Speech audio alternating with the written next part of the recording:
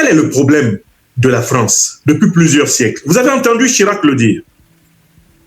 C'est le problème de l'Occident, c'est le problème de l'Europe. C'est une région pauvre en ressources naturelles stratégiques. C'est une région dont le sous-sol n'a pas d'or. C'est une région dont le sous-sol n'a pas de pétrole, n'a pas de gaz. À peine le gaz de schiste, mais c'est rien du tout. C'est une région dont le sous-sol n'a pas d'uranium, n'a pas de lithium. Le sous-sol n'a pas de diamant. L'Europe occidentale en particulier, c'est la terre la plus pauvre au monde. Donc l'occidental qui grandit sur cette terre va, à plusieurs périodes de son histoire, avoir la tentation de compenser cette pauvreté naturelle par la rapacité envers les peuplades des autres continents. C'est ce qui explique toutes les colonisations occidentales. C'est ce qui explique la traite négrière. C'est ce qui explique toutes les guerres illégales de l'OTAN pour mettre la main sur le pétrole irakien et le gaz irakien, mettre la main sur le pétrole et le gaz syrien, mettre la main sur la nappe pétrolière et gazière de Gaza. C'est cela qui explique le génocide palestinien,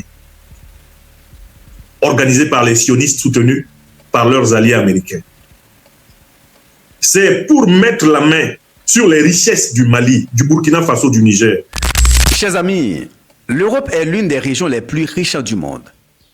Mais derrière cette puissance économique se cache une faiblesse stratégique.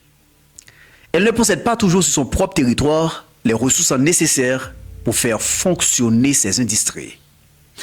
Professeur Franklin Nyamsi résume cette contradiction avec une formule très forte. L'Europe occidentale en particulier est pauvre en ressources naturelles stratégiques.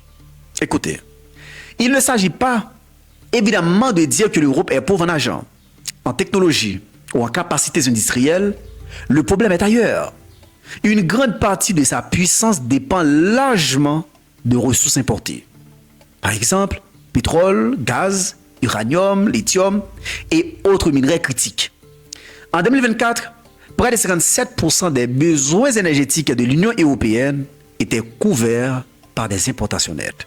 Et pour certaines matières premières stratégiques, la dépendance est encore plus importante. La Commission européenne elle-même reconnaît que plusieurs secteurs essentiels, défense, numérique, batterie, énergie renouvelable, restent fortement dépendants de fournisseurs extérieurs. Et c'est là que l'Afrique devient centrale. Je m'explique. Le continent possède d'immenses réserves minières et énergétiques.